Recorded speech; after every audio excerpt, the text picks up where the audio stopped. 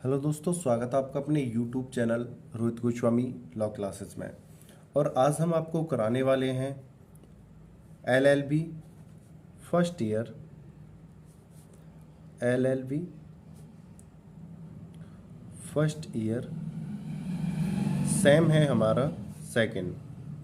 LLB first year second same है और act यानी जो हमारा सब्जेक्ट है वो है ज्यूरिस्प्रूडेंस, जिसे हम ज्यूरिस बोलते हैं, और पार्ट है सेकंड जिसे हम विधि शास्त्र बोलते हैं। विधि शास्त्र सेकंड या द्वितीय। तो ये है हमारा LLB फर्स्ट ईयर, सेम है सेकंड, ज्यूरिस्प्रूडेंस सेकंड, विधि शास्त्र सेकंड। अब से पहले मैं अपने YouTube चैनल पर प्ले लिस्ट में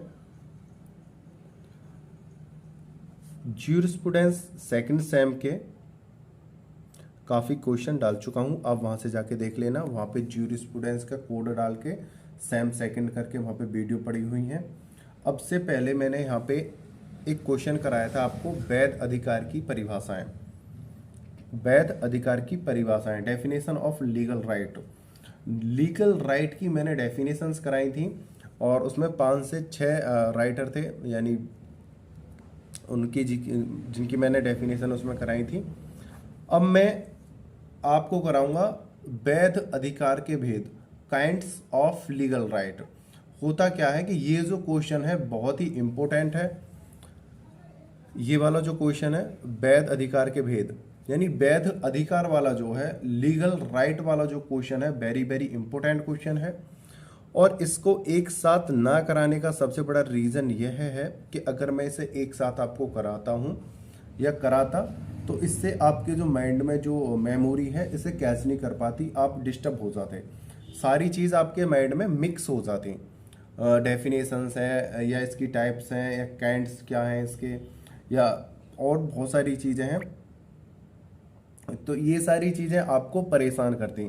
तो इसलिए मैंने लीगल राइट का जो क्वेश्चन है वैध अधिकार वाला, इसको मैंने 2 से 3 पार्ट में डिवाइड करा है, जिससे कि आपकी समझ में बहुत आसानी से आ जाए और वीडियो की लेंथ भी ज़्यादा लंबी ना हो, क्योंकि जब वीडियो की लेंथ भी लंबी होती है तो भी हम बोर हो जाते हैं और क्वेश्चन में कुछ ज़्यादा मज़ा नहीं आता है और ना ही हम पढ़ पाते हैं। तो इसको ध्यान में रखते हुए मैंने सभी एक वीडियो पहले अपलोड कर दी है, सेकेंड वीडियो है। ज़्यादा बात ना करते हुए अपनी वीडियो पर चलते हैं। वीडियो पर जाने से पहले बस आपसे छोटी सी रिक्वेस्ट है, अगर आपने अभी तक हमारे यूट्यूब चैनल को लाइक, शेयर एंड सब्सक्राइब नहीं किया है तो भाई कर लो और बेल आइकन घंटी को दबा लो, क्योंकि आपको इस चैनल पर फर्स्ट सेम से लेकर 6th सेमेस्टर तक की सभी वीडियो दी जाएंगी। PCSJ एंड APO की भी नॉलेज आपको देते रहेंगे। ठीक है, वीडियो को अंत तक देखना, क्योंकि अगर आप वीडियो को अंत तक देखते हो तो आपका पेपर बहुत बिंदास होने वाला, नॉलेज भी आपकी अप होने वाली है। ठीक है ना, तो चलते हैं डायरेक्ट अपने क्वेश्चन पे।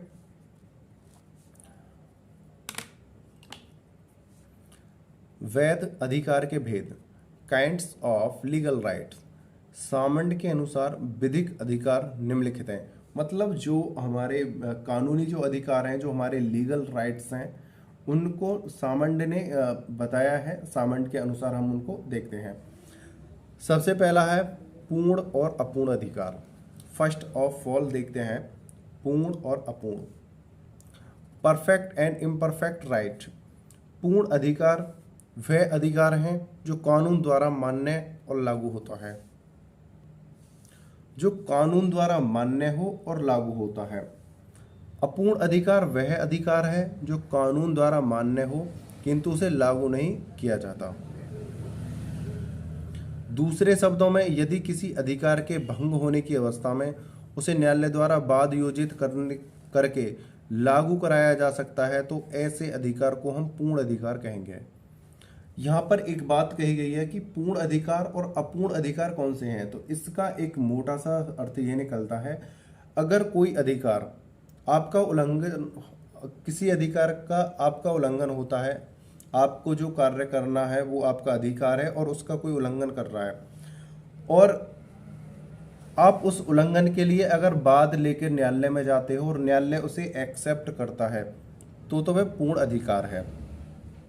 अगर कोई आपके कार्य में बाधा डालता है, कोई आपका अधिकार है आपकी नज़र में और आपको लगता है कि मेरे कार्य में बाधा डाली गई है, आप उस कार्य के रोकथाम के बदले आप उस पर वाद लेकर, केस लेकर न्यायालय जाते हो और न्यायालय उसे एक्सेप्ट नहीं करता है, स्वीकार नहीं करता है, तो हम कहेंगे वो अपूर्ण अधिकार के लिए आप वहां पे केस लेके गए हो। क्योंकि अगर पूर्ण अधिकार होगा और उसका उल्लंघन लोग कर रहे हैं तो आप केस ले जा सकते हो और केस को एक्सेप्ट करा सकते हो। ठीक है। अगर आपका अपूर्ण अधिकार है, इम्परफेक्ट राइट है, तो वहां पर आप क्या है, आप जो केस लेके न्यायालय में जाते हो तो वहां पर आपका जो केस है उसे एक्सेप्ट नहीं करा जाएगा, उसे खारिज कर दिया जाएगा। तो ऐसे अधिकार जो लागू न्यायालय में एक्सेप्ट किए जा सकते हैं पूर्ण अधिकार होते हैं, और जो न्यायालय में नहीं लागू किए जा सकते यानी उन्हें एक्सेप्ट नहीं कर सकता जज साहब, तो अपूर्ण होते हैं। दूसरा आगे चलते हैं। पूर्ण अधिकार का सहवर्ती पूर्ण कर्तव्य होता है।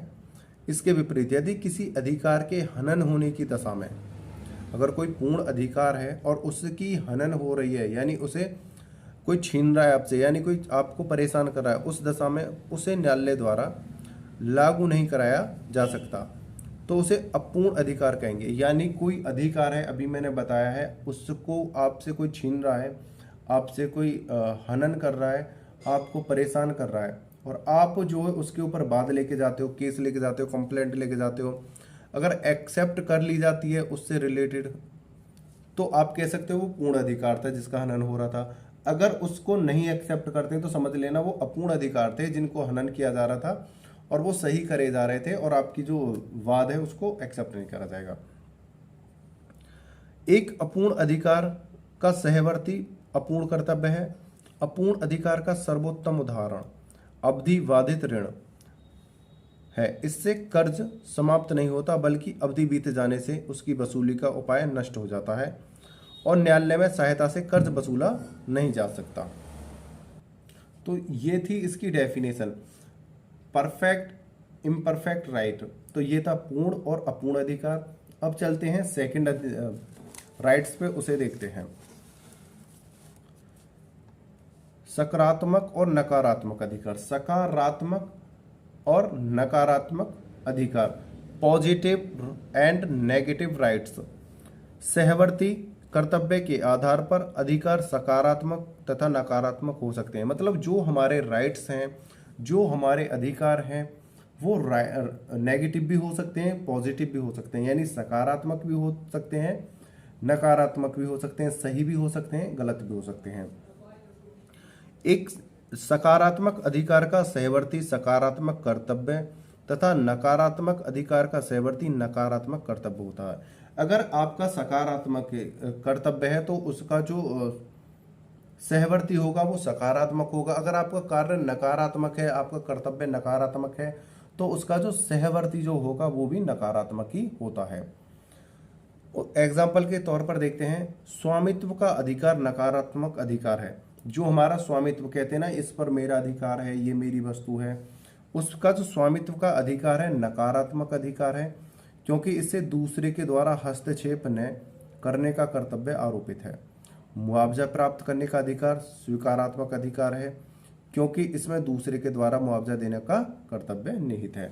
तो इस प्रकार सकारात्मक और नकारात्मक अधिकार में ये एक एग्जाम्पल था, और उम्मीद करता हूँ, देखो ये थोड़ा सा मेरे से नीचे हो गया है, आप देख लेना, सॉरी, दोबारा से पढ़ देता हूँ एक बार।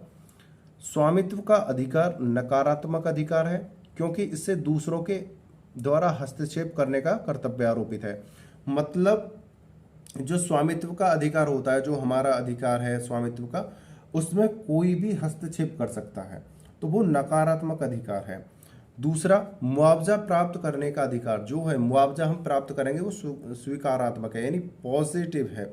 जो हमारा मुआवजा मिलेगा वो सिर्फ उसी व्यक्ति को मिलेगा जिसकी भूमि है, ठीक है, क्योंकि इससे दूसरे के द्वारा मुआवजा देने का कर्तव्य निहित है, कोई दूसरा व्यक्ति हमको देगा। तो यहाँ पर पॉजिटिव और नेगेटिव राइट्स थे, ये हमने आपको बता दिया है। आगे चलते हैं थर्ड पे। थर्ड को देखते हैं, लोकलक्षी और व्यक्तिलक्षी अधिकार।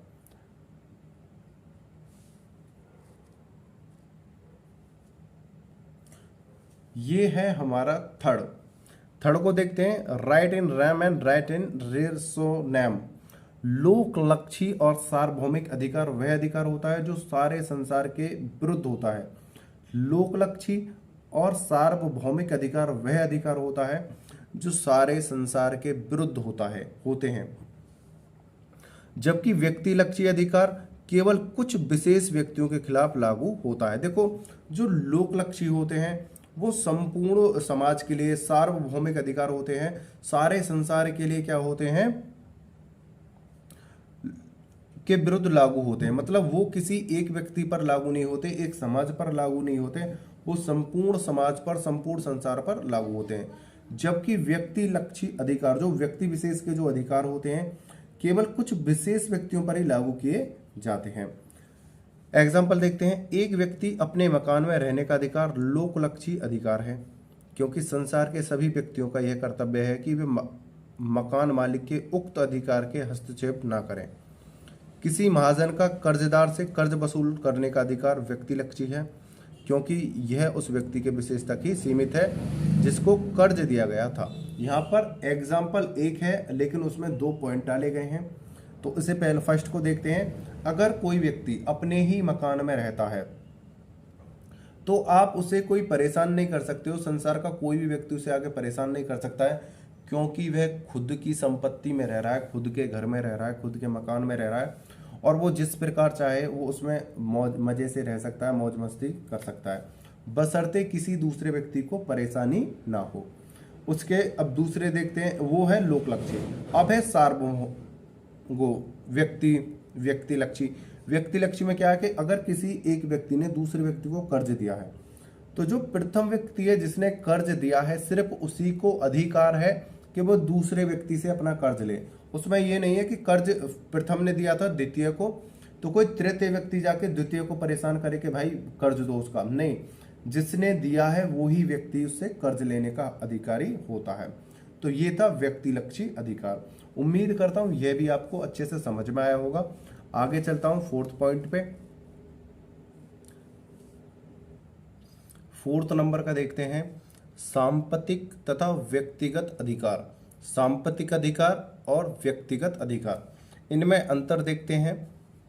सांपत्तिक अधिकार मनुष्य की संपत्ति में निहित होते हैं। जो सांपत्तिक अधिकार होते हैं, संपत्ति का मतलब संपत्ति यानी धन, भूमि।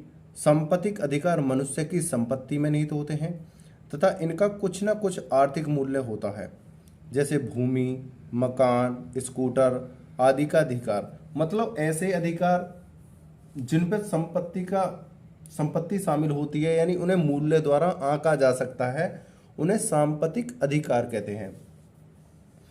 व्यक्तिगत अधिकार किसी व्यक्ति में कल्याण या हैसियत पर आधारित होते हैं, इनका कोई आर्थिक मूल्य नहीं होता है, जैसे सुरक्षा, सम्मान, स्वतंत्रता आदि के अधिकार।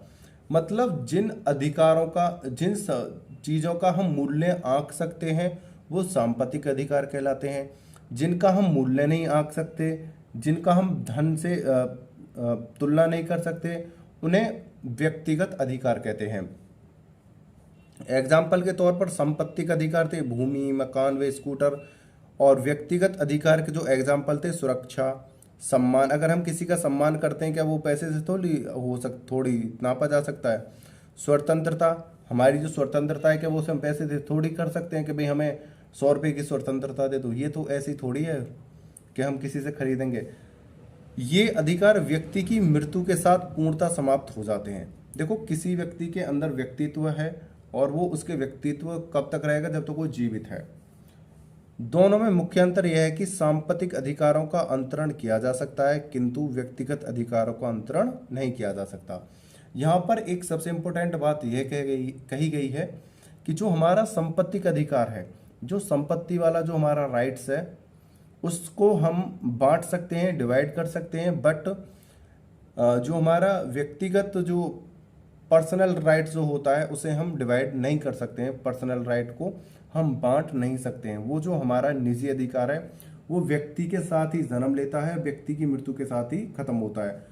और दूसरा, कोई भी व्यक्तित्व दूसरे व्यक्तित्व में नहीं आ सकता है। जो जैसा व्यक्ति होता है उसका व्यक्तित्व अपने आप ही झलकता रहता है। तो यह था सांपत्तिक अधिकार और तथा व्यक्तिगत अधिकार। आगे देखते हैं अपना नेक्स्ट। वैध अधिकार में 5th नंबर का जो है हमारा पॉइंट है स्वयं सांपत्तिक और पर सांपत्तिक अधिकार। तो इसमें स्वयं सांपत्तिक यानी स्वयं की संपत्ति का अधिकार और दूसरा है पर सांपत्तिक अधिकार यानी दूसरे की संपत्ति का अधिकार।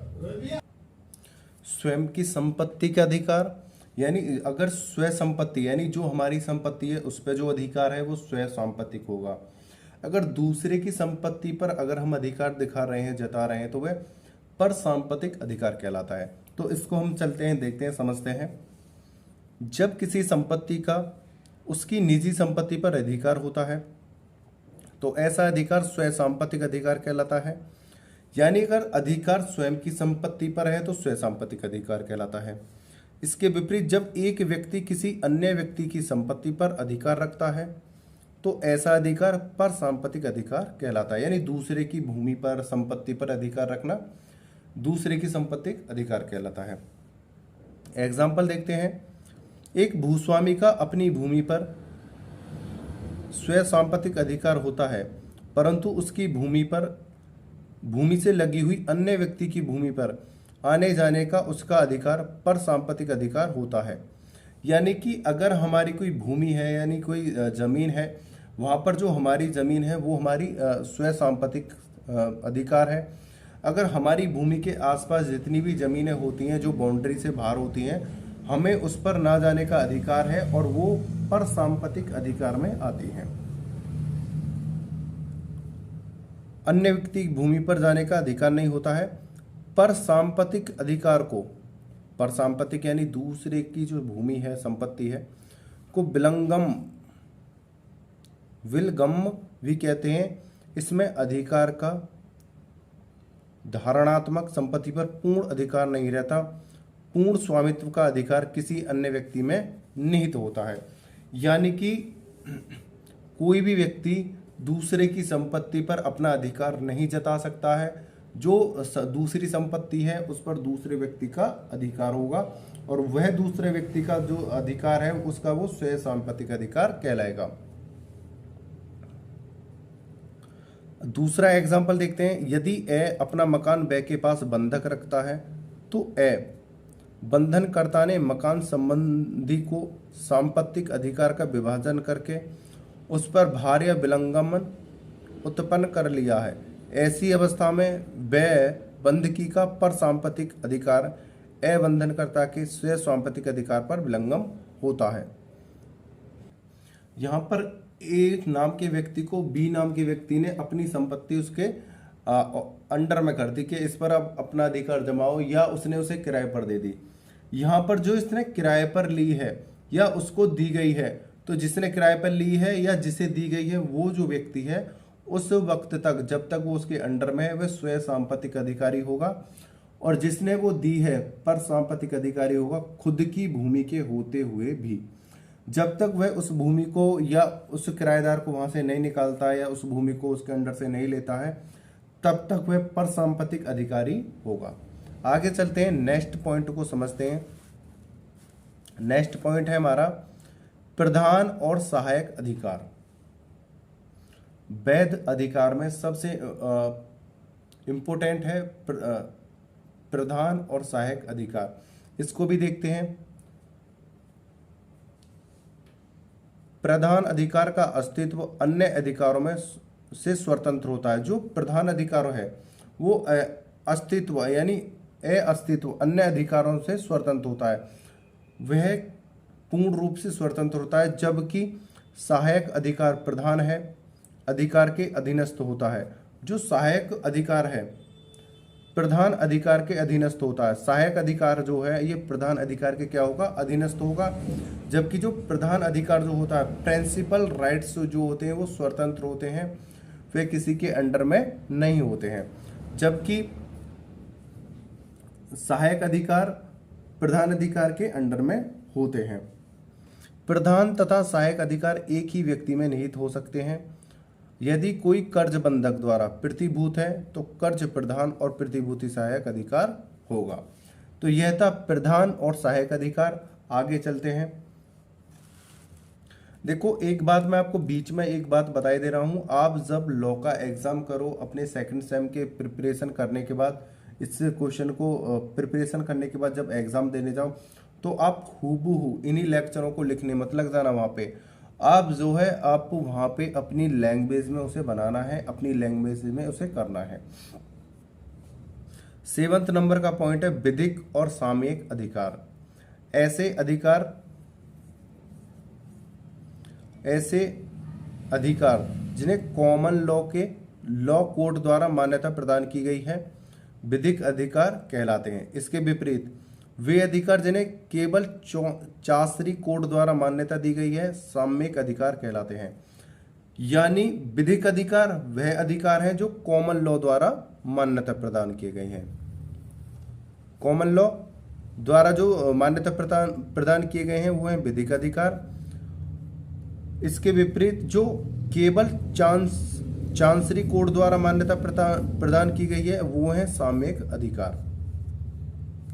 यद्यपि इंग्लैंड में सन 1873 में ज्यूडिकेचर एक्ट पारित होने के बाद कॉमन लॉ कोर्ट ने चांसरी कोर्ट का अंतर समाप्त हो गया और फिर सामान्य विधि और सामयिक विधि का अलग अलग अस्तित्व आज भी बना हुआ है। मतलब 1873 में ज्यूडिकेचर एक्ट एक लागू हुआ था, उसमें कॉमन लॉ कोर्ट एवं चांसरी कोर्ट को समाप्त कर दिया गया था। फिर क्या होता है कि विधिक और सामयिक विधि का अलग अलग अस्तित्व आज भी बना हुआ है। मतलब समाप्त तो कर दिया गया था 1873 में ही, लेकिन जो उनका अस्तित्व है आज तक बना हुआ है। सामान्य विधि का और सामयिक विधि का अलग अलग अस्तित्व आज भी बना हुआ है। दोनों में आज भी कुछ बातों में भिन्नता पाई जाती है। सामयिक अधिकार की तुलना में विधिक अधिकार स्पष्ट होते हैं। जो सामयिक अधिकार होते हैं वो इतने स्पष्ट नहीं होते हैं। इसकी तुलना में विधिक अधिकार जो होते हैं, लीगल राइट्स जो होते हैं, वो बहुत ही सटीक होते हैं, ठीक है, और क्लियर होते हैं एकदम। ये हमारा 7वां पॉइंट था। उम्मीद करता हूं ये आपको समझ में आया होगा। नेक्स्ट पॉइंट देखते हैं अपना, प्राथमिक और अनुशासनिक अधिकार। ये थे 7 पॉइंट वैध अधिकार के भेद। हालांकि इसमें होते तो काफी हैं, 7 से अभी मैंने कराए हैं आपको 6 से 7 पॉइंट, 6 से 7 पॉइंट कराए हैं। ये कराए थे आपको वैध अधिकार के लिए। ये आपको 6 से 7 पॉइंट 7 पॉइंट मैंने कराए हैं। लेकिन आपका जब एग्जाम आएगा तो आप एग्जाम में 6 से 7 पॉइंट लिखने मत बैठ जाना। आपको वहां पे 4 से 5 पॉइंट ही करने हैं। आप अगर वहां पे 4 से 5 राइट्स वहां पे लिखते हो, काइंड्स ऑफ लीगल राइट्स 4 से 5, तो आपको पूर्ण नंबर मिलेंगे, कंप्लीट नंबर आपको मिलेंगे। आपको ये नहीं है कि वहाँ पर 11, हालांकि हमारी यूनिट में 11 है और हमारी जो बुक है उसमें 20+ दे रखे हैं, और जैसे जैसे हम पढ़ते जाते हैं आगे बहुत ज़्यादा निकलते रहते हैं। हमें ना तो इनको रटना है, समझना है, और समझ के हमें 6 से 7 मैंने कराए हैं, आपको 4 से 5 भी करने हैं। और आपके सिलेबस को ध्यान में रखते हुए मैं आपकी तैयारी करा रहा हूँ। कराने के लिए तो मैं इसमें और 10-12 और ऐड कर सकता हूँ, लेकिन उससे कोई फ़ायदा नहीं होने वाला है। नॉलेज बेस पर पढ़ना है तो आप अलग से वीडियो बनाऊंगा, आप उस पर नॉलेज बेस के लिए पढ़ लेना। लेकिन मैं एग्ज़ाम की प्रिपरेशन करा रहा हूँ, एग्ज़ाम की तैयारियाँ करा रहा हूँ, तो एग्ज़ाम के अकॉर्डिंग मैं आपको समझाऊंगा और बताऊंगा कि आपको किस प्रकार से तैयारी करनी है और कितना उसमें लिखना है और कितना नहीं लिखना है। आपको ये 5 पॉइंट लें, और प्लस जो मैंने डेफिनेशन वाली पहले जो वीडियो कराई थी उसमें मैंने 6 डेफिनेशंस बताई थी। उसमें से आपको सिर्फ 1 या 2 ही डेफिनेशन उठानी है, 1 या 2 डेफिनेशन उठानी है, 4 से 5 राइट्स लिखने हैं, और ये आपका क्वेश्चन मिक्स हो जाएगा, ठीक है ना। ऐसे ही आपको क्वेश्चन की तैयारी करनी है। उम्मीद करता हूँ मैं जो बता रहा हूँ आपको ये बात अच्छे से समझ में आई होगी, और आपने वीडियो को अंत तक देखा है उसके लिए धन्यवाद। आप वीडियो को निरंतर देखो, आपके एग्ज़ाम की तैयारी फुल मैं कराऊंगा, इसकी मैं आपको जिम्मेदारी और गारंटी दे रहा हूँ।